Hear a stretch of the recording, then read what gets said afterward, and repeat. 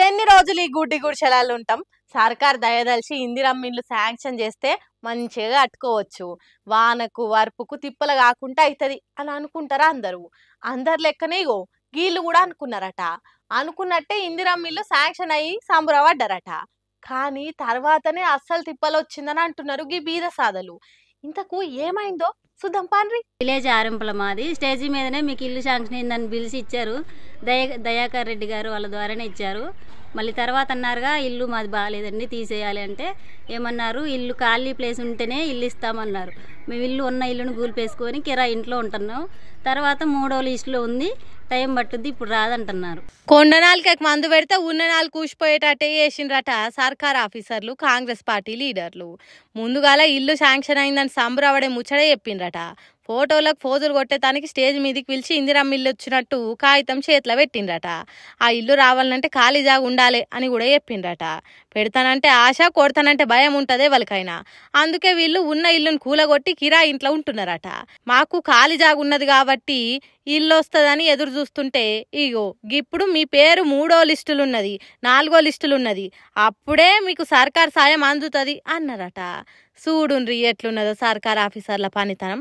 Already వచ్చిందని ఆశపడితే గోసపడ్డట్టే అవుతున్నదట. ఏ రోజు కూలి ఆ రోజే వేసుకునేటోళ్ళం. అసొంటి మేము కిరాయిన్లల్లుండి నెల నెల పైసలు కట్టుడు మాతోనైతుందా? ఎందుకు ఇట్లా గోస పెడుతున్నారు? నీళ్ళలున్న చేపను గడ్డకేసినట్టు ఎందుకు చేస్తున్నారు మామూలు అన్నట్టు అడుగుతున్నారు. లేకనే మేము ఇల్లు కూలగొట్టుకున్నాం. ఇల్లు కూలగొట్టుకోమంటే మరి ఇదేంది, కాగితాలు ఇచ్చారు, మీకు ఇల్లు వచ్చింది, మీరు కట్టుకునే అవకాశం ఉంది, అదిదని అన్నారు. కానీ మాకు ఇల్లు రాలేదు. మాకు అసలు ఆస్తులు లేవు, అంతస్తులు లేవు, ఏం లేవు.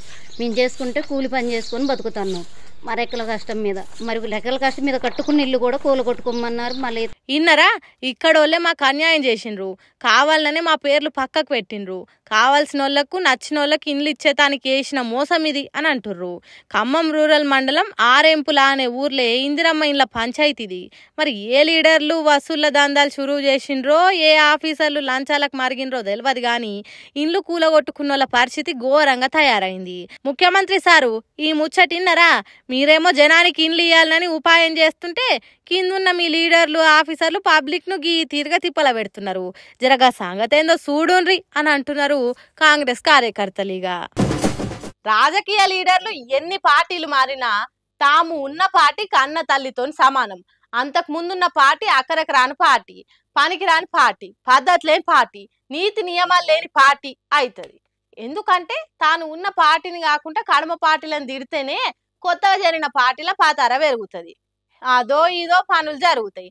కానీ పార్టీ మారిన గీ ఎమ్మెల్యే ఎందుకు తన ఉన్న పార్టీని బూతులు తిడుతున్నాడు?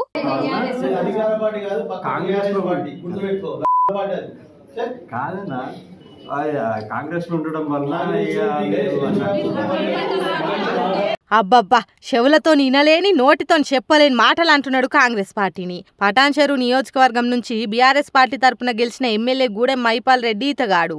బీఆర్ఎస్ ఎమ్మెల్యే కాంగ్రెస్ పార్టీని గాయంత తిట్టాడా అని అనుకోకుండ్రి. ఎందుకంటే ఈ వీడియో చూడుండ్రి.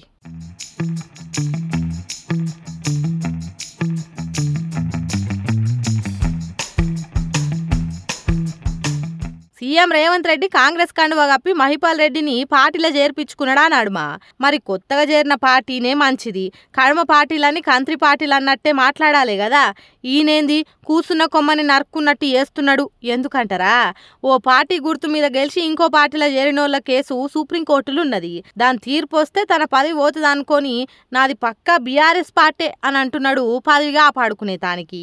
ఇంతకు ముందు పార్టీలు మారినోళ్ళ మీద కోర్టులు చూసి చూడనట్టే ఉన్నాయి, ఇప్పుడు కాసింత సీరియస్ గానే ఉన్నాయి. కాబట్టి పదవి పోతుందో ఏం పాడో అన్న భయం కొద్దీ ఇట్లా మాట్లాడుతున్నాడు అని కొంతమంది అంటే, కాదు కాదు, కాంగ్రెస్ సర్కార్ చేస్తున్న సక్కదానాల పనులకు ఇచ్చిన హామీలు నెరవేర్చినందుకు జనాలు పొట్టు పొట్టు తీరుతున్నారు కదా, పంటలకు నీళ్లు ఇయ్యనందుకు రైతులు బాధపడుతున్నారు కదా.